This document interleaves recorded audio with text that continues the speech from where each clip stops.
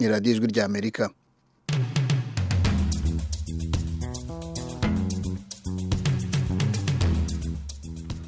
radiyo ijwi ry'Amerika ivugira i Washington DC mu kinyarwanda no mu kirundi, mutwumvira ku mirongo migufi ya shortwave kuri metero 19 na metero 22.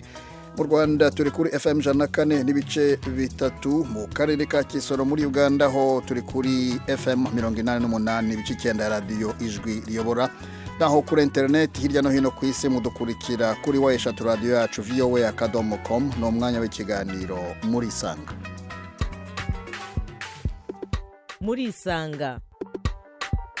Murisanga ni ikiganiro cy'ijwi ry'Amerika kibanda ku bibazo binyuranye byo mu karere k'ibiyaga bigari bya Afurika. Ikiganiro gitumira abantu bo mu nzego zitandukanye bagasubiza ibibazo by'abakunzi b'ijwi ry'Amerika. Je ndi mu ntara ya Muyinga aho bita muri commune Giteranye aho bitatura. Ndi hano Kampala Uganda. Ndi mu gisagara cya Bujumbura. Ni ikiganiro kimara isaha kuva saa 10 kugera saa 11 buri munsi kuva kuwa mbere kugera ku cyumweru. Muri leta ya Colorado, leta zunze ubumwe za Amerika.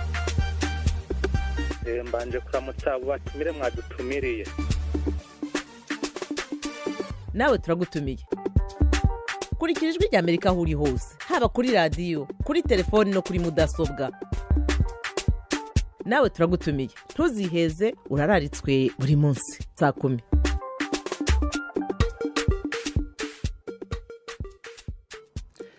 Buri munsi saa 10 ni ikiganiro Murisanga. Uyu munsi rero nkuko bisanzwe kirabageraho kivuye hano i Washington DC muri studio ya 7 ku buhanga bw'ibyuma hari Al, naho Nadia tahagiye kumfasha kuza kubagezaho majwi nidufungura imirongo ya telefone. Kuri mikro uwo mwumva ni Jeffrey Mutagoma. Twese turongera tuti Murisanga. Ukuri guteye inkeke ku Kuri ni igitabo Madame Emerence Kayijuka aheruka kwandika, gikubiyemo urusobe rw'inkuru zitandukanye ku buzima bwe nk'umunyarwandakazi n'amateka y'ibyo yabayemo mu Rwanda kuva avutse. Ariko ibyo byose byubakiye ku ngingo imwe rukumbi y'ingenzi irebana n'imibanire y'amoko y'abahutu n'abatutsi mu Rwanda. Murisanga yamubatumiriye uyu munsi kugira ngo atuganirire kuri icyo gitabo. Namwe nimushaka kugira icyo mumubaza cyangwa se igitekerezo mutanga mu bikore. Madame Emerence Kayijuka, ikaze mu kiganiro Murisanga. Murakoze Jeffrey, murakoze cyane kunyakira.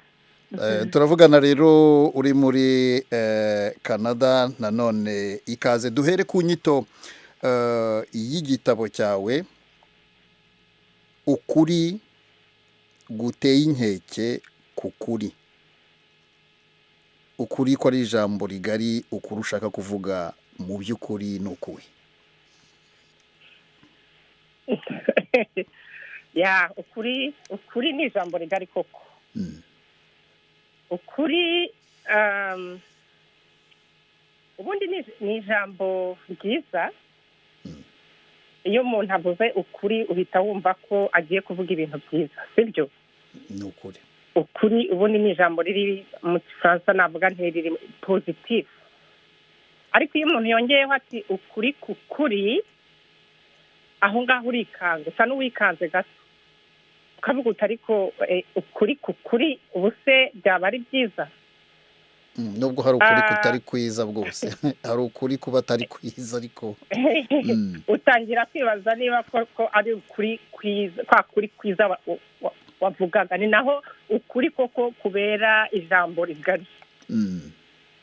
Noneho iyo yongeyeho ati ukuri guteye inkeke ku Kuri, ubwo noneho uba ubonye confirmation ko kwa kuri kwiza wari watekereje ibyo ugiye kukumvamo atari byiza nk'uko wabitekerezaga. Kuko hajemo gutera inkeke. Kubera ko hajemo gutera inkeke. Uti washaka kuvuga rero n'ukuri. Reka ntangire nkubwira impamvu aho iki gitekerezo cyo guha iki gitabo cyanjye uyu mutwe uvuga ngo ukuri guteye inkeke ku Kuri aho iki gitekerezo cyavuye. Ubundi mu muryango wacu tugira abahanzi cyane cyane mu bintu by'umuziki. Usibye ko jewe iyo mpano yo kuririmba Imana ntabwo yayimpaye, ariko yampaye ugutwi kumva ibihangano no kwa presya abahanzi. Hari indirimbo rero jewe iyo numva indirimbo burya nshakisha kumva ubutumwa burimo. Hari indirimbo yankoze ku mutima, indirimbo y'umugabo Rakidube, ndumva naranabivuze no mu bindi biganiro. No mu gitabo warabyanditse. No mu gitabo narabyanditse, kuko nkunda gutanga amakrediti, sinkunda kwiyitirira ikintu. Iri foko abantu bamenya aho nakuye inspiration cyangwa se niba navuga ngo nahumekewemo. Iyo ndirimbo y'umugabo witwa Rakidube wo muri South Africa wapfuye nawe azira uko kuri. Yararirimba indirimbo yise You Stand Alone. Navuga mu Kinyarwanda yenda uzibona uri wenyine. Umugabo atangira avuga ati atangazwa nuko abantu bakunze kubeshya. Akavuga ati ujya kubona ukabona umuntu arahagurutse ahagaze imbere y'umucamanza na Bibiliya mu ntoki ayishyize hejuru, aravuga ati ngiye kuvugisha ukuri kwambaye ubusa, kandi nintakuvugisha imivumo iri muri iki gitabo izanzeho. Niko turahira iyo tugiye imbere y'abacamanza. Ati noneho ati buri gihe nkabona wa muntu warahiye wavuze aya magambo akomeye asezerana ko agiye kuvugisha ukuri, ugasanga avuze ibinyoma gusa. Ati noneho nkomeza kwibaza kubera iki abantu bahaguruka bavuga ko bagiye kuvugisha ukuri kandi bakanga bakavuga ibinyoma. Ati ariko nza kwibuka ukuri guteye inkeke ku kuri. Ati iyo uhagarara ku kuri uhora wibona uhagaze wenyine. Byantwaye igihe kinini cyane refuri kugira ngo mbone umutwe naha igitabo cyanjye, kuko nashakaga kugiha umutwe uvugitse neza kandi ufite utanga ubutumwa buri mu gitabo cyane. Uyu mutwe maze kubona naranezerewe cyane kuko numvise ubutumwa nshaka gutanga mu gitabo bujyanye n'uyu mutwe uvuga ngo ukuri guteye inkeke ku kuri. Ariko nanone ubwo rero noneho ntabwo urambwira ukuri uko ariko mu by'ukuri. Ndacyakomeza. Nanjye w'umunyarwanda noneho umunyarwandakazi wavuye muri wakuriye muri sosiyete nyarwanda, umwana w'umukobwa wavutse akavukira mu gihugu kimeze nk'u Rwanda, ukisanga uri mu gihugu kimeze nk'u Rwanda kandi ukakibamo uko kimeze kigakomeza kimeze gutyo. Sosiyete nyarwanda nagira ngo nkubwire Jeffrey cyangwa se mbwire abatabizi kuko we uri umunyarwanda wenda ibyo mvuga urabyumva. Dufite ikibazo cyo kudakunda kuvugisha ukuri umunyarwanda usanga akenshi yaraguhinduye uko yifuza ko abantu bamubona, akumva ko uko nguko ariko kuri. Noneho ukuri nyakuri ugasanga ntikuvugwa, ugasanga gucishwa inyereramucyamo nk'uko abantu babivuga. Ugasanga ukuri kwabaye uko umuntu ashaka ko bamubona. Noneho ugasanga uratinya kuvuga ukuri nyakuri. Noneho rero wa wundi urenze ukoze icyo bita irengayobora akavugisha ukuri, usanga ari we uhawe akato, bikaza Ubwo kubamo rero guhagarara wenyine kwa kundi wavugaga akisanga ahagaze wenyine. ugasanga ukibona uhagaze wenyine. Uko niko kuri guteye inkeke ku kuri. Nuko iyo uhisemo kuvugisha ukuri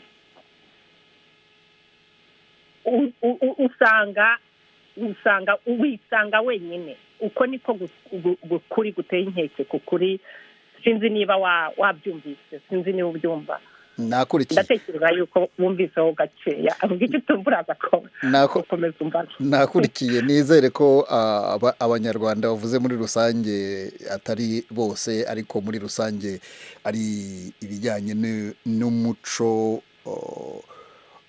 ugaragara cyane, ariko mu by'ukuri atari bose. None se iki gitabo ko usomye ubona ego nibyo kandi hari n'igihe usanga bafite n'impamvu nazo umuntu ashobora kumva. Reka dukomeze ikiganiro, ubwo wenda byose turagenda tubigeraho.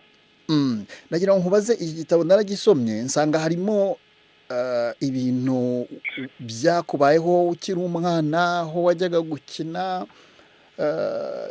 n'abavandimwe bawe, ibintu ufite imyaka mike cyane rwose, wibuka ibintu byinshi byagiye biba. Watangiye gutekereza ko uzandika iki gitabo ryari, ku buryo ibyo bintu byose ukomeza kubyibuka ukiri umwana? Wari uzi ko uzandika igitabo? Wagize igitekerezo cyo kwandika igitabo ari uko ibivugwamo nyuma bisa n'ibiremereye bikubayeho n'iryari?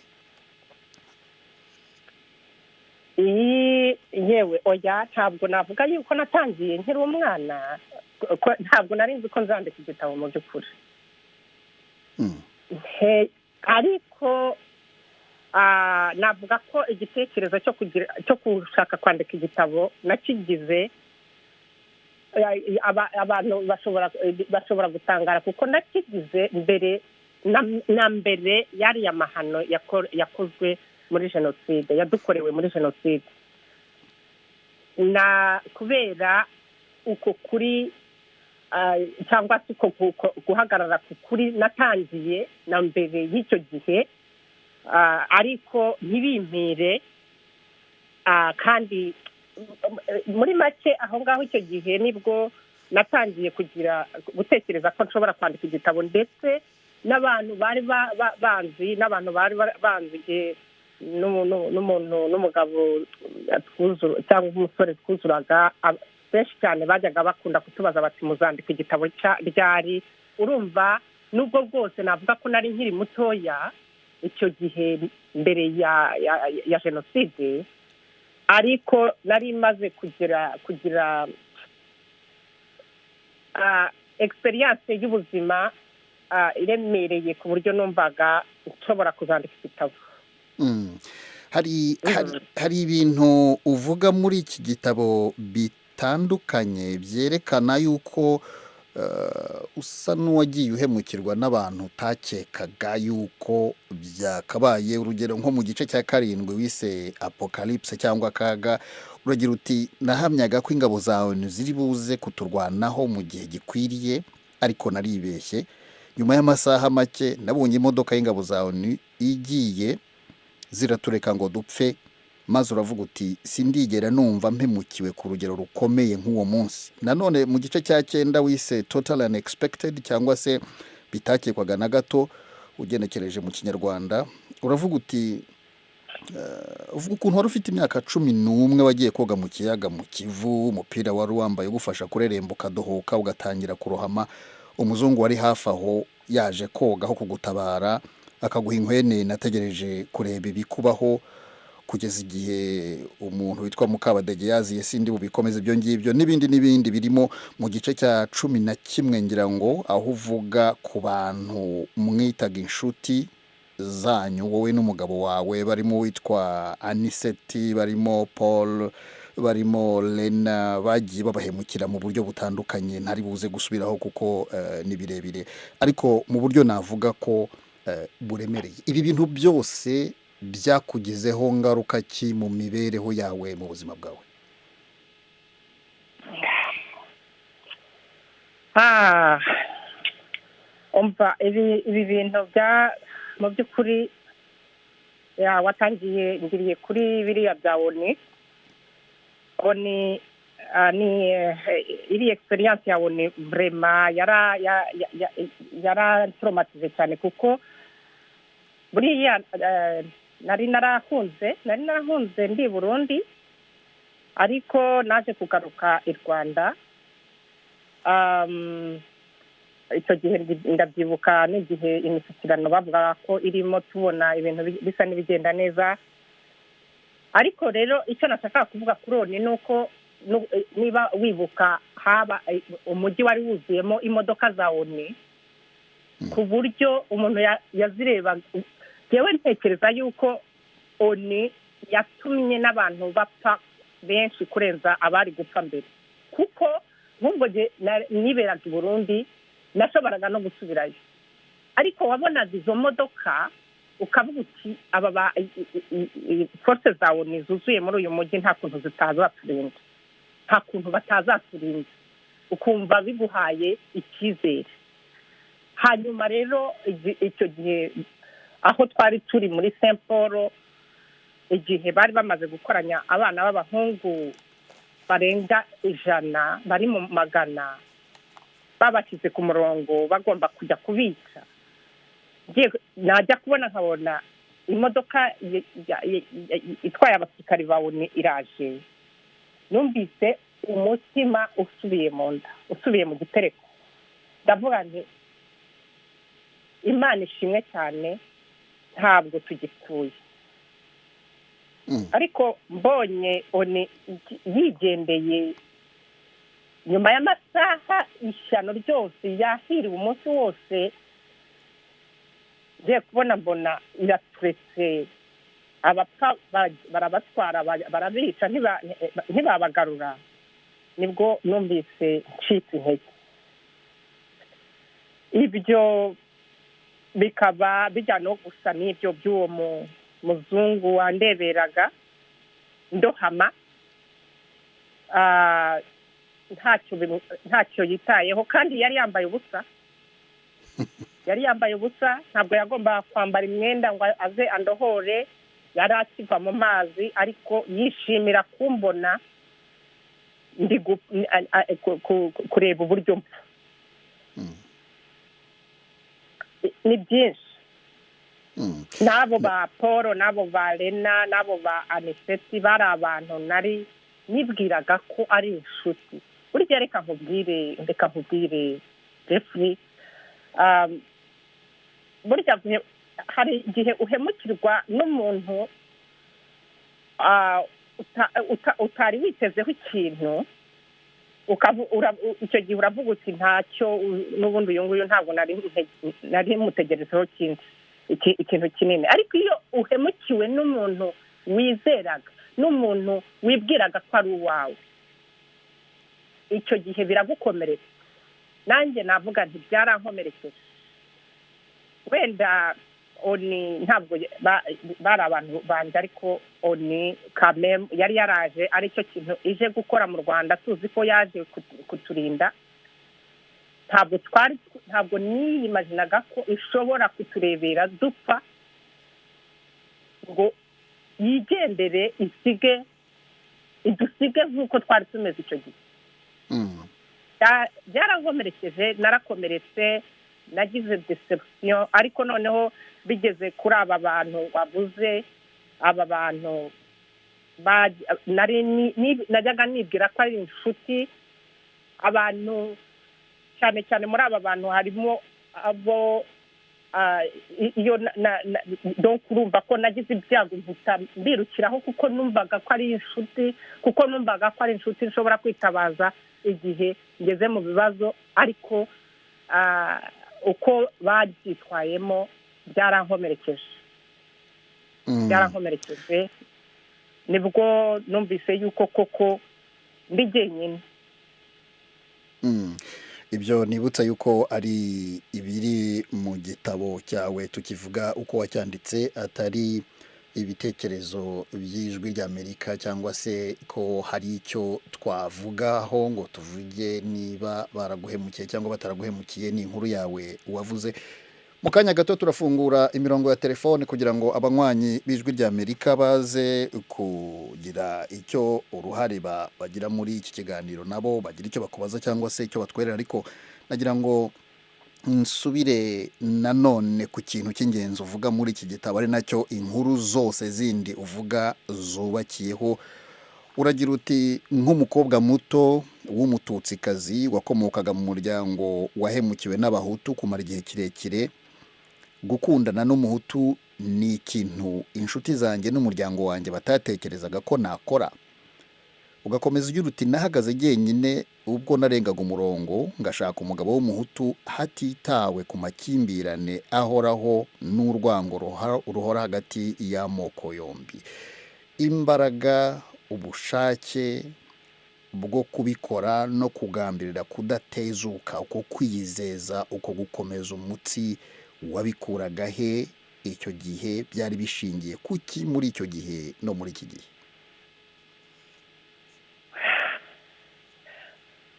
umva, imbaraga ntekereza ko nazikuye kuri ku burere nahawe n'ababyeyi. Ntekereza yuko ibyo nabyo birimo, cyane cyane hari umubyeyi wanjye nkunda kugarukaho, papa umbyara. Usibye ko wenda yari n'umukristu, ariko kuba umukristu ntabwo bivuga yuko otomatikuma yagombaga kuba ari umuntu wenda w'intangarugero cyangwa iki, ariko hari indangagaciro umubyeyi watubyaye yari afite ebyiri nasubiramo. Indangagaciro yo kuvugisha ukuri n'indangagaciro y'urukundo. Izo zombi zaramfashije mu buzima.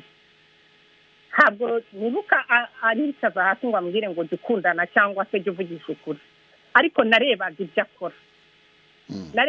akora, narebaga ubuzima abaho nkabwadimira.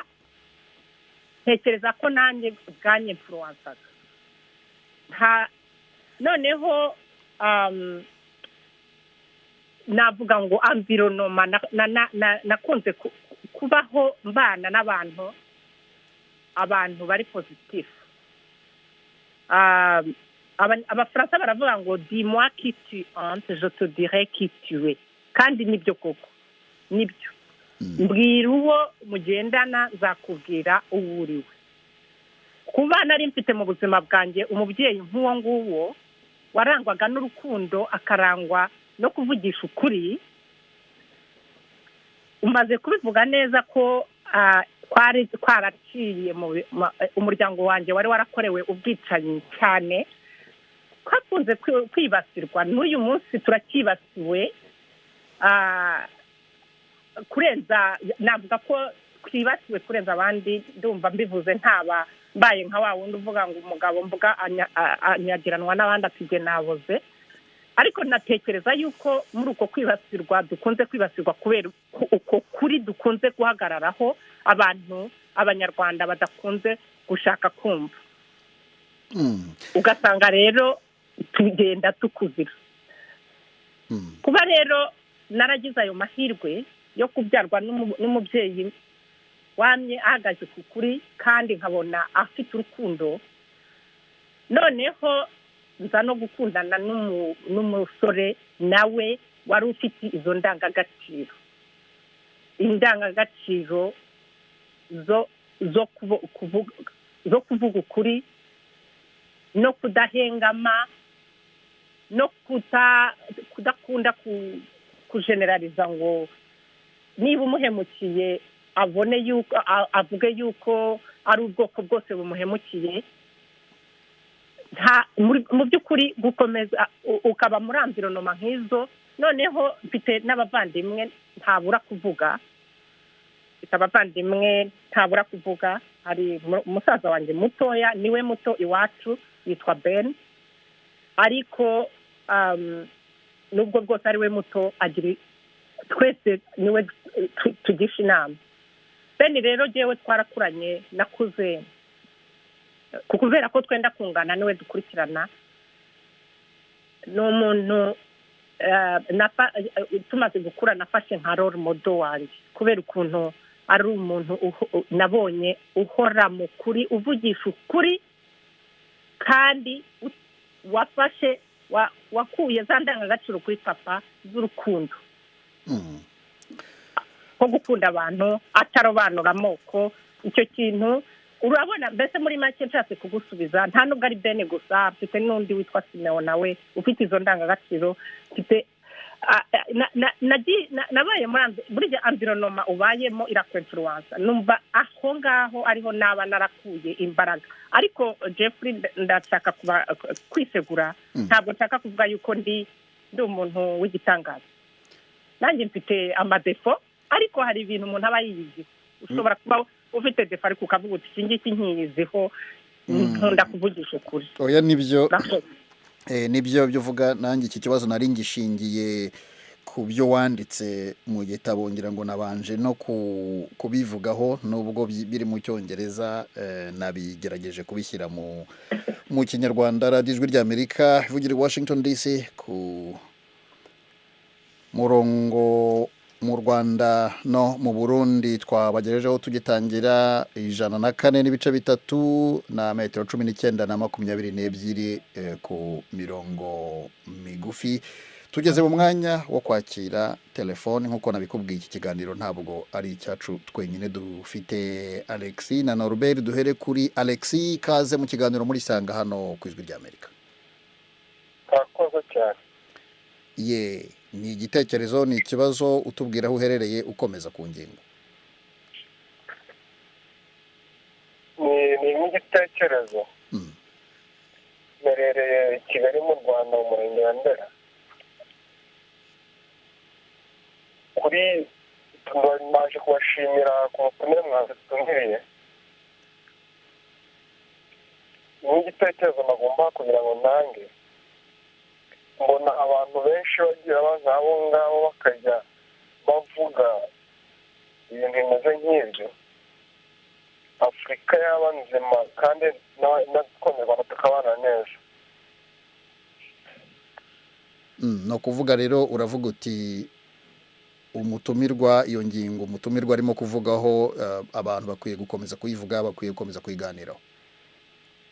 Ibyo nibyo byari bikwiye mu banyarwanda bose n'abanyafurika, ku buryo ukagombye kubona umuntu ngo mubonemo, niba umuntu yaraguhemukiye ngo mubonemo muri sosiyete yose, ku muntu wese usa na wa wundi waguhemukiye mubonemo ishusho imwe. Ahubwo twese tugoye kujya dukundana nk'abanyarwanda, tugakundana nk'abanyafurika. N'umuntu yaraguhemukiye akaba yahanirwa icyaha cye ko yaguhemukiye, ariko ntubishyire mu gatebo kamwe n'abandi bose. Urakoze Fils Alexi, ugira umunsi mwiza aho ngaho Indera mu Rwanda. Urakoze, nawe ndabashimiye cyane. Reka twakire na Habakubaho Norbert. Halo? Yego Norbert, turakumva. Uherereye he? Ndi Buyoga. Yego, Buyoga ho ni mu majyaruguru y'u Rwanda? Mu karere ka Rulindo. Yego, komeza. Dushimire uwo mumama uburyo igitabo cye cyanditsemo neza. Kandi ni byiza kuba ese ari n'ikindi kibazo nshaka kuba nanamubaza. Arakumva. Icyo gitabo umuntu ashobora kugikura hehe kivuga ku mateka y'u Rwanda? Yego, arakumva. Reka gusubize, guma ku murongo. Yego. Namwumvise ngo yitwa Norbert. Norbert Habakubaho. Yego. Norbert, urakoze cyane kubaza icyo kibazo. Igitabo sinzi niba mujya mubona ibintu biva kuri Amazone kirahari, cyitwa The Terrible Truth About the Truth, cyanditse mu Cyongereza. Yego. The Terrible Truth About the Truth, nacyanditse nkoresheje izina ryanjye, akazina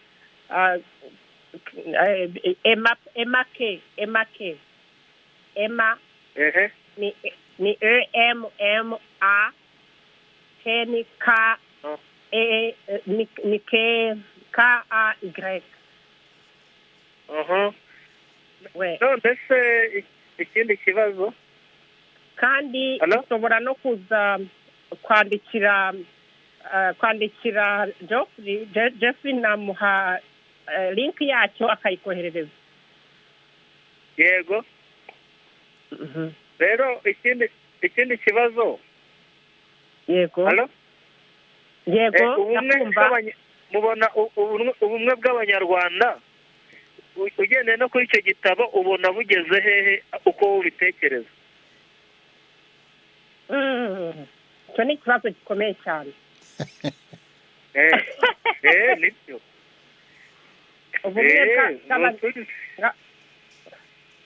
ubumwe bw'abanyarwanda, ubwo ndumva iyo uvuze ubumwe mpita numva no kwiyunga.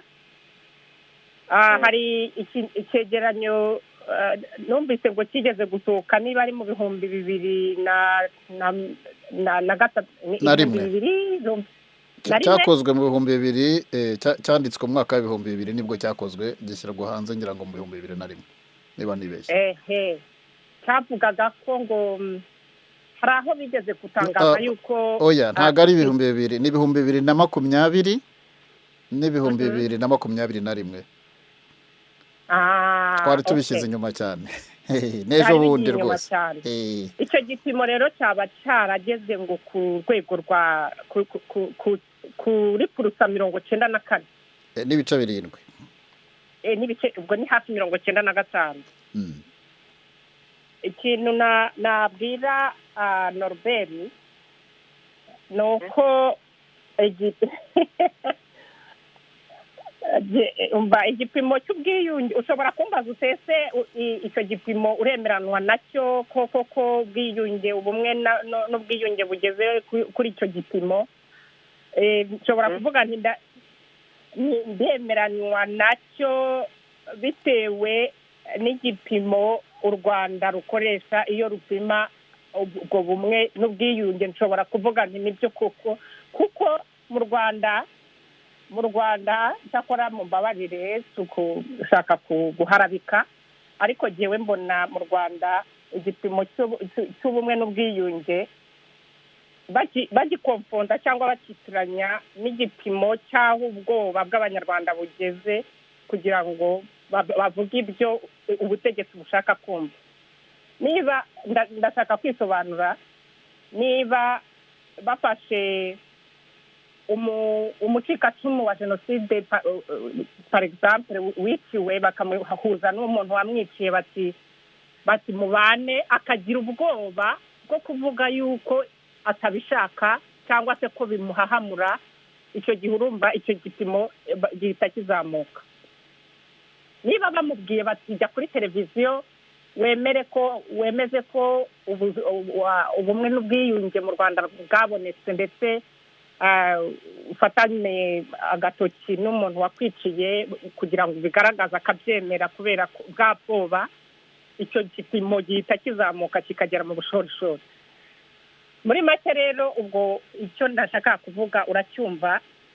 Jewe ntekereza ko ubumwe n'ubwiyunge bw'abanyarwanda ntabwo turabuzikozaho, ntabwo buracyari kure kuko igihe cyose abanyarwanda batazahaguruka ngo babwizanye ukuri, bavugishe ukuri, bavuga uko amateka y'u Rwanda yagenze batabeshya, niho kuri jyewe mbona ariho byagombye gutangirira.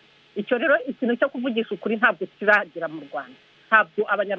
ntabwo abanyarwanda bari sinzi niba banakigeze hafi. igihe ujya kubona ukabona umuntu arahagurutse atangiye kuvuga ukuntu amateka ati agatangira wamubaza utese ibibazo byakunze kuba mu Rwanda by'ubwicanyi, ese kuki abatutsi bakomeje kwicwa? ati byatangiriye ku abami batotezaga abahutu barabicaga, ariko reka nkubwire tuvugishije neza amateka uko ari neza. Reka jewe nkubwire ko papa umbyara yari umunyiginya ukomoka kwa Ruganzu.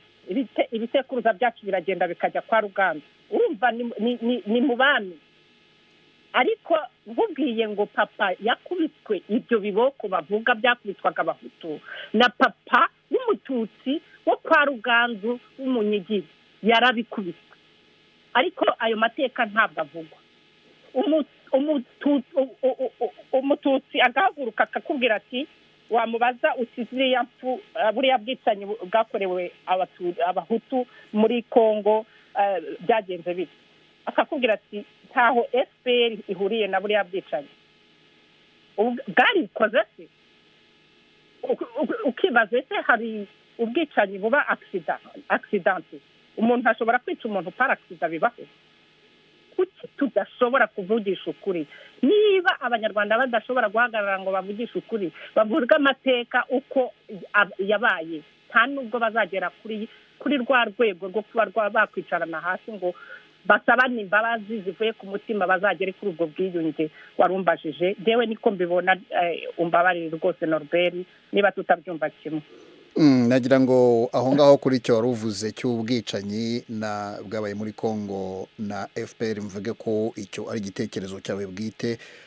Ku ijwi rya Amerika hano ntabwo tubafite ngo tubahe ijambo bagire icyo bavugaho, ariko icyo ni igitekerezo cyawe bwite, ntabwo ari igitekerezo cy'ijwi rya Amerika. Reka twakire na Ndekezi Atanazi.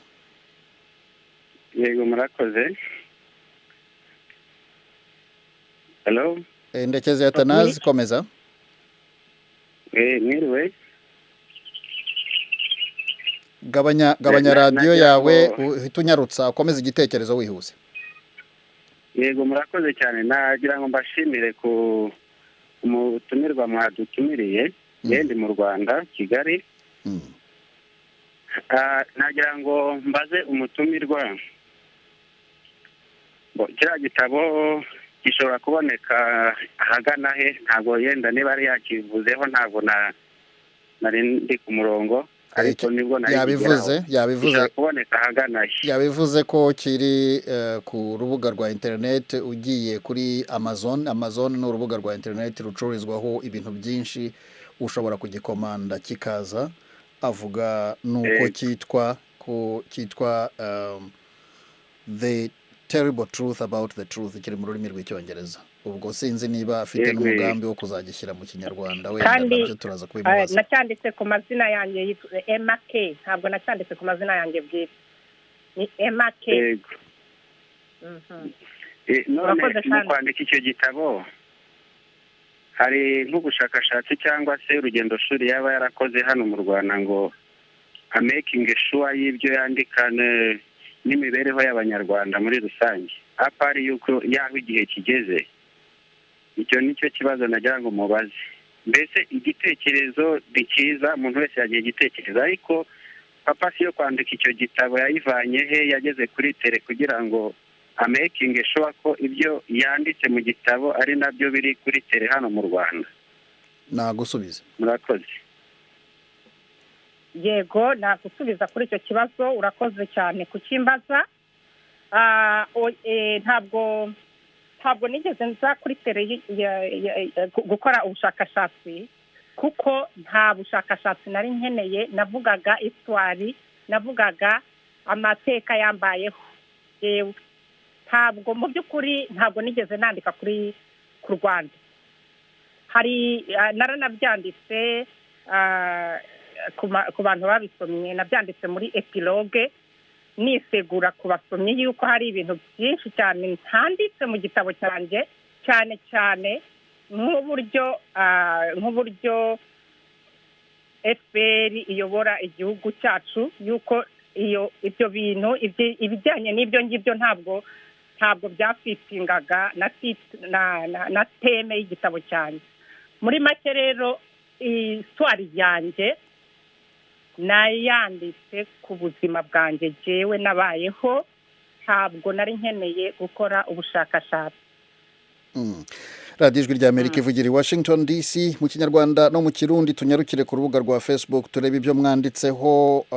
Mukiza Mashira Hezron aravuga ati ubwo ari umututsi wanditse igitabo avuga kuri jenoside ntutsi muramuha urubuga, nyamara abahutu bamaze kwandika ibitabo n'ibitabo kuri jenoside yakorewe abahutu. Sindumva hari uwo mwatumiye mpereye kuri Claude Gatebuke uherutse gusohora igitabo kirimo ubuhamya bw'abacikacumu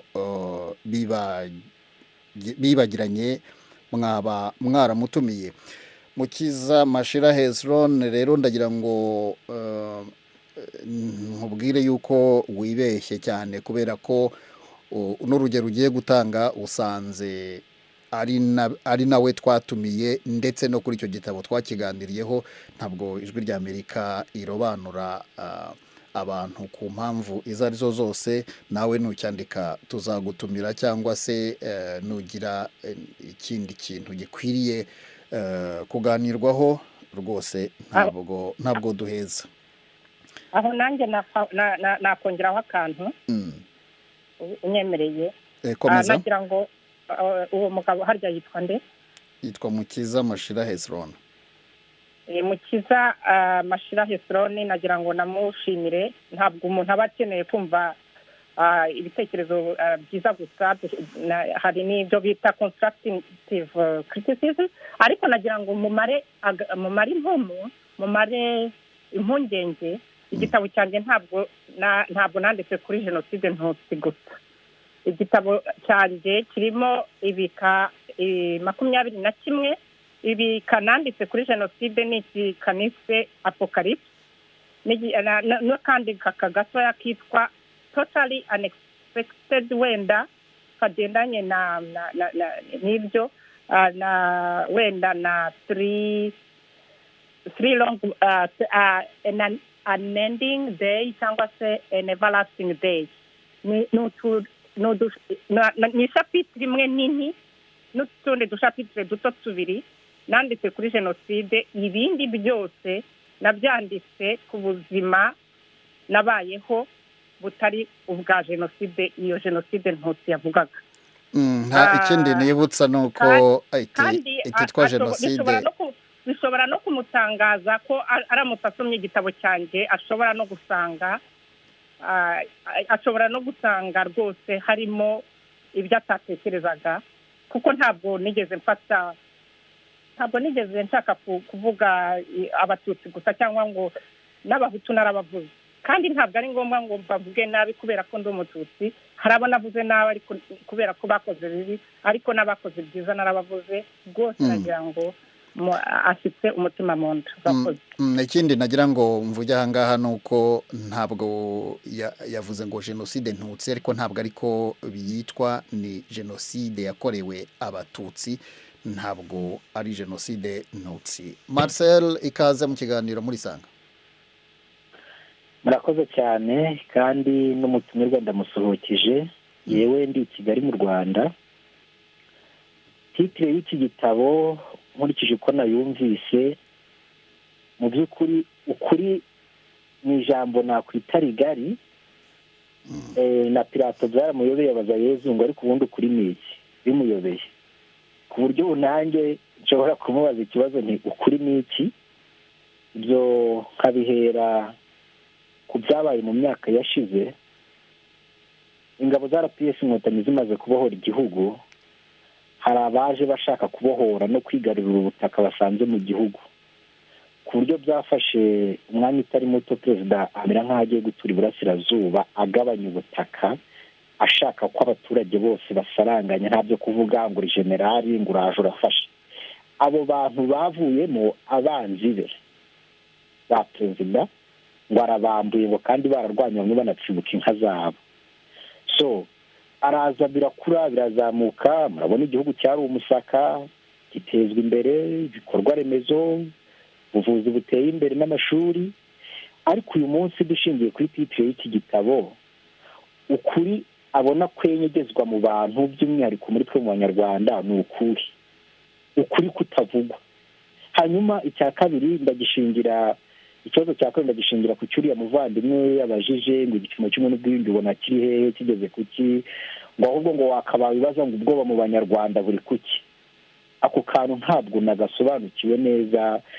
Sinzi ese ubona abanyarwanda tubaho mu bwoba, ese ubona hari ibyo dutinya kuvuga kubera impamvu, ese ubona tumeze nk'abakandamijwe cyangwa twidegenza. Hari ahantu ntabwo nasobanukiwe n'igisobanuro wamuhaye. Mbishinze ko hari abantu ubwo binjiraga igihugu bashatse kuza kumera nk'abihoreye. Perezida akunze no kwigaruka mu mbwirwaruhame ze avuga usa n'unyarutsa iminota iragiye. Yego, ibyari byarabaye byari biteye agahinda ku buryo no kwihorera nta cyaha cyari kirimo, ariko kuba batarihoreye akabibabuza, bamwe bari bafite umugambi wo kwihorera bibera nk'aho babaye abanzi be, ari nabo basubira inyuma bakarwanya ubutegetsi bwa FPR. None mubyeyi Emerence, ndagira ngo nkubaze, ukuri ubona kutagaragara ni ukuhe? Bwabwo buvuze abajije ku bijyanye n'ubumwe n'ubwiyunge, ataho uvuga ngo ubwoba, ikigero cy'ubwoba mubamo, aho niho ntabwo nahasobanukiwe neza. Murakoze, nitwe tubazo tubiri. Nagusubize muri make, iminota ndabona yihuta. yatangiye avuga ukuri ati ukuri ni kugari, ukuri ni iki, ukuri nibyo koko ukuri ni kugari. Yewe nafirimita ku kuri kwanjye nanditse mu gitabo cyanjye, ni ukuri kujyanye n'amateka yanjye nabayemo nk'umugore w'umututikazi warongowe n'umuhutu. Niko kuri aho ngaho, ibyo nibyo yewe niko kuri kwanjye nashatse kuvugaho, usibye ko ukuri ni kugari, ariko mu gitabo ni ibyo ngibyo navuzeho. Uti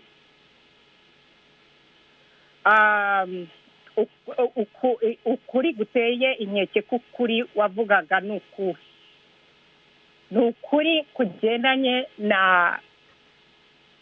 nuko kuri ukuri kutavugwa, ukuri ibibazo biri hagati y'amoko y'abanyarwanda bidakunze kuvugwa.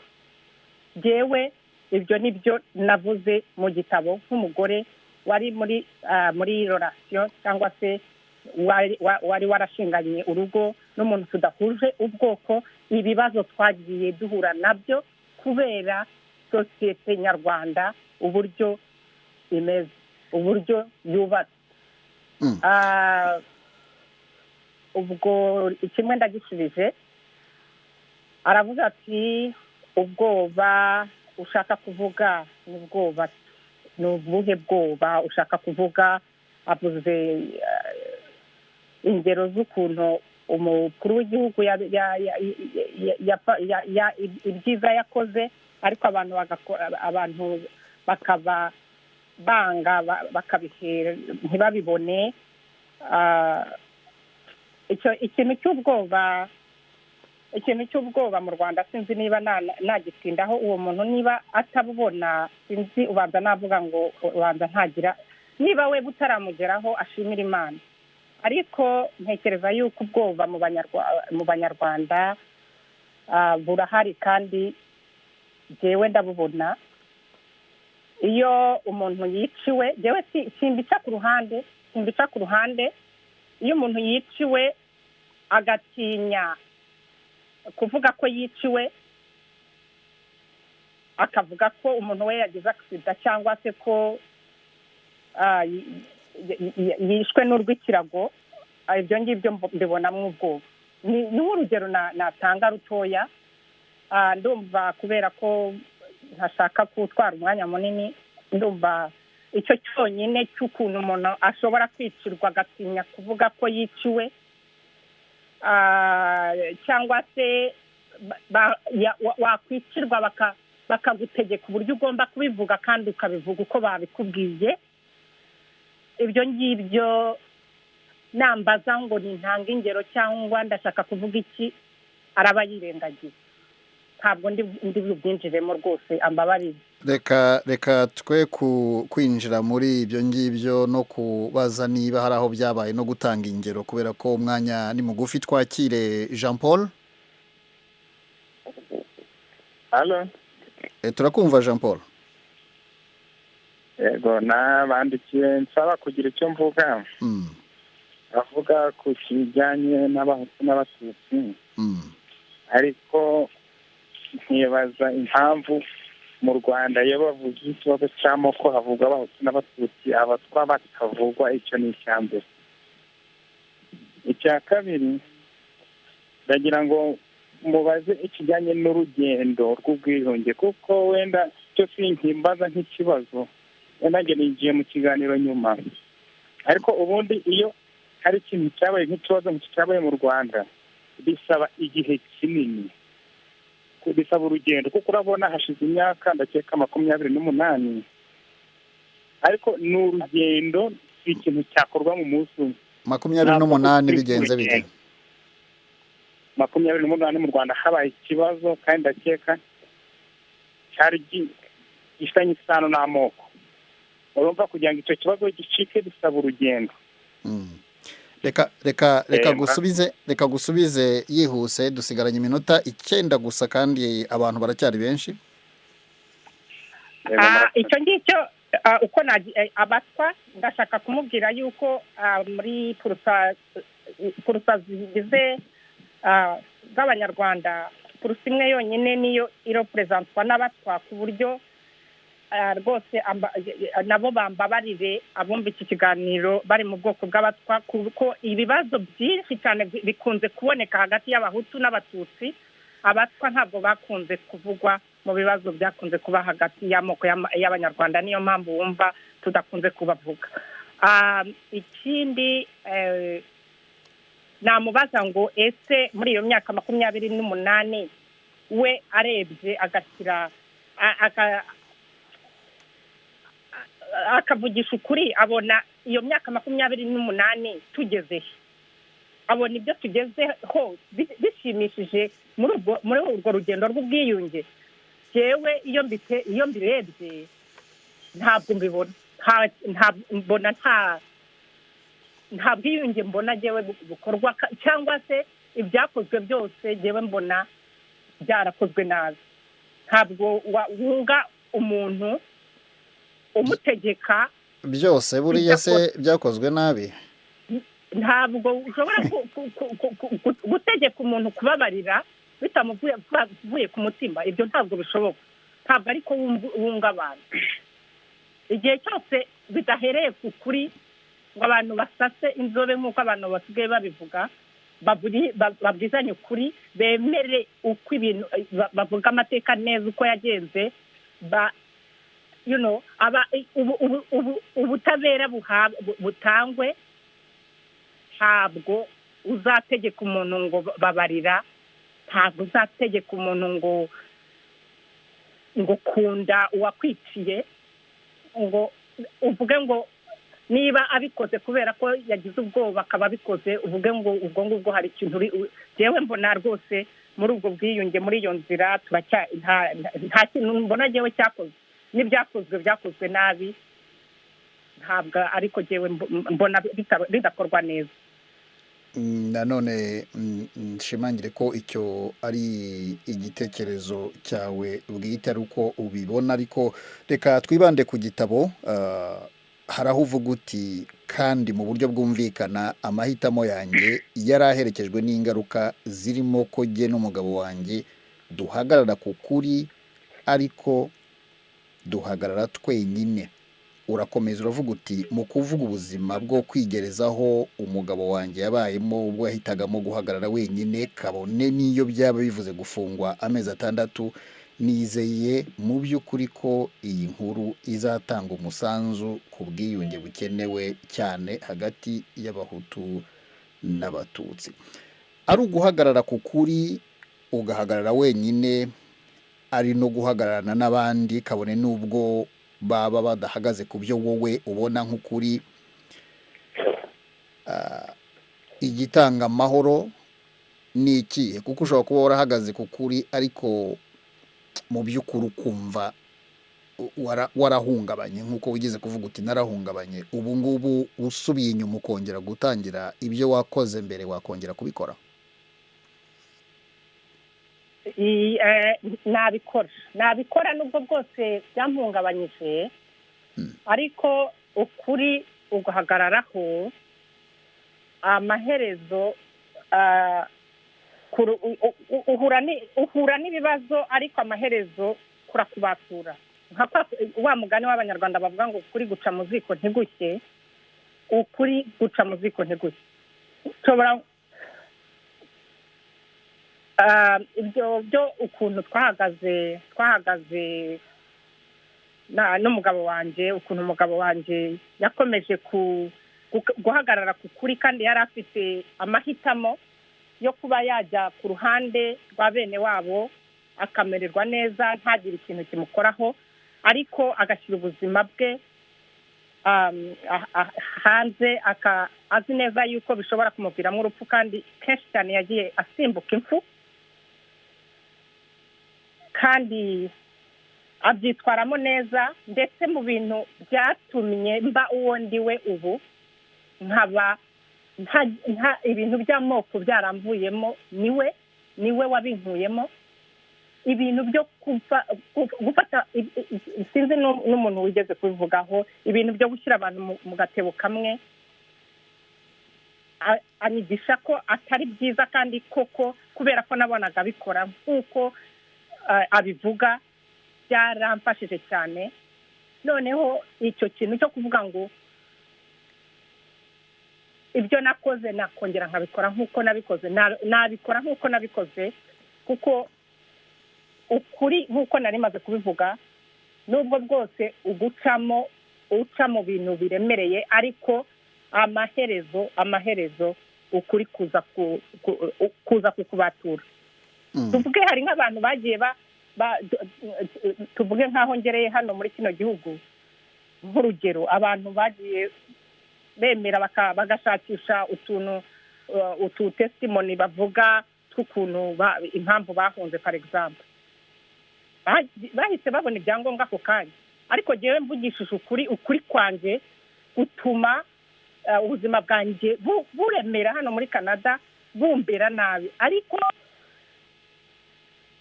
abo bantu hari nk'igihe, for example, wajyaga kumva ngo kanaka bamureze kubera yuko yabeshye, ukajya ukabona ibintu biramugarukanye. Ariko jyewe kuko mba naravugishije ukuri, nta kintu gishobora kungaruka.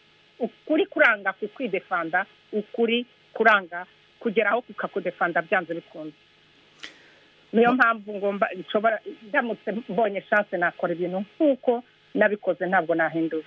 Madame Emerence Kayijuka, amasaha ntabwo atubaniye, hasigaye umunota umwe gusa ngo ikiganiro kirangire, ariko mu masegonda make, kuki abantu bagomba gusoma igitabo cyawe? Ni iyihe mpamvu wumva abantu bakwiriye kugishaka bakagisoma? Igitabo cyanjye abantu bakwiriye gushaka bakagisoma, kuko ntabwo kimeze nk'ibindi. Bazabonamo ubutumwa batigeze basoma mu bindi bitabo. Bazabonamo kenshi abanyarwanda, iyo uri umunyarwanda wo mu bwoko bw'abahutu, wandika, umuntu ashobora gusoma igitabo cyawe akamenya ubwoko wari urimo. Iyo uri mu bwoko bw'abatutsi, akenshi abantu dukunze kubogamira, tugahengamira ku bwoko tuvamo. Ariko igitabo cyanjye umuntu uzagisoma azabonamo ibintu byinshi cyane bimwubaka, nk'uko maze kubona amakomantere meza cyane kandi ava mu bantu b'amoko yose, ambwira yuko kuva bagisoma cyabubatse, ndetse bumva hari ikintu byongereye ku bwiyunge. Urakoze cyane Madame Emerence Kayijuka, twavuganaga uri muri Canada, tuvuga ku gitabo wanditse Ukuri Guteye Inkeke ku Kuri. Ukomeze kugira umunsi mwiza. Nshimire n'abandi bose bari baduteze amatwi n'abagize uruhare muri iki kiganiro. Ariko ubuhanga bw'ibyuma na Nadia Taha wamfashije kubagezaho iki kiganiro. Kuri mikoro mwari kumwe na Jeffrey Mutagoma.